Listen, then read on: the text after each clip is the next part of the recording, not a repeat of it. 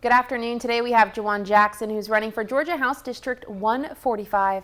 Thank you for being here. Thanks for having me today. I'm excited. The races have officially started today, early voting, and so I have a few questions wanting to learn more about you. Right. First off, what do you think is the biggest issue or challenge that needs to be addressed if elected, and how do you plan on solving that? Right. I think the biggest challenge that we have right now are issues that are related to your pocketbooks, right, and to our wallets.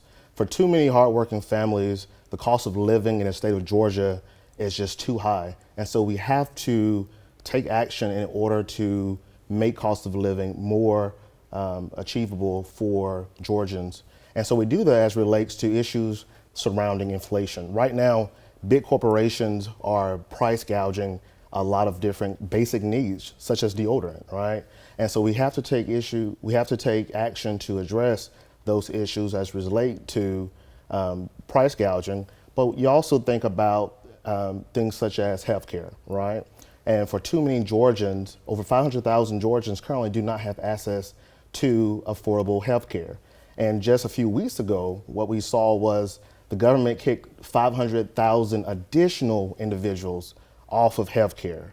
And so we have to ensure that healthcare is a right and not a privilege in the state of Georgia, while also addressing the issues as relates to closing the Medicaid gap. And that gap is for individuals that, a lot of working families, they may make too much money in order to receive Medicaid, but not enough money to be able to afford private health insurance. So we have to take action on issues as relates to that as well. All right. Now, how has your background and experience prepared you for this position? Most definitely. My entire life has been in service to Macon. I was born here, raised here, I live here, I work here, I worship here. And so what I've been able to do over the past 30 years is be able to be of service to my community. And for my entire adult life, I have been in service to our most vulnerable population, which is our students, who are also our most valuable resource. And so as a college access coordinator, I work with over 680 students every year to remove barriers that relates to them being able to achieve college access. And then over the past 3.5 years, I've been honored to serve as a member of the Bibb County Board of Education, most recently completing my term as president of the school board.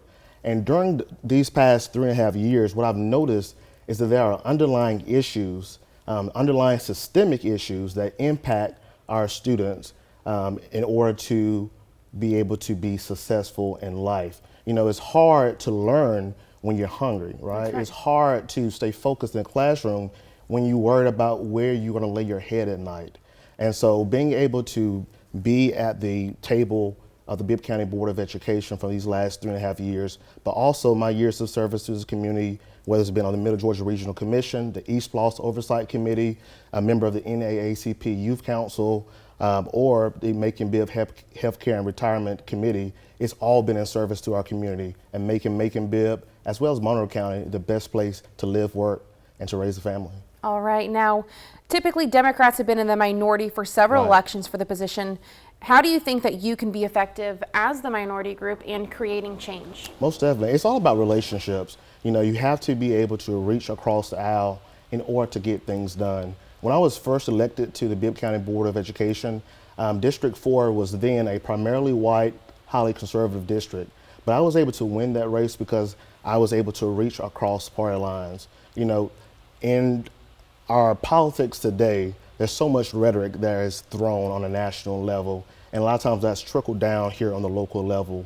But what I have come to realize is that as a public servant, you have to listen beyond the rhetoric and hear directly the person's heart to see what is it that they're trying to say. And when you hear their heart, ignore the rhetoric, then you're able to move forward and find a common cause in order to take action on the issues that matter most to us. All right. Well, thank you for that. Now, to find out more about Juawn Jackson and Georgia House District 145, those races that'll be happening, head on over to 41nbc.com. Thank you for being here. Thank you for having me.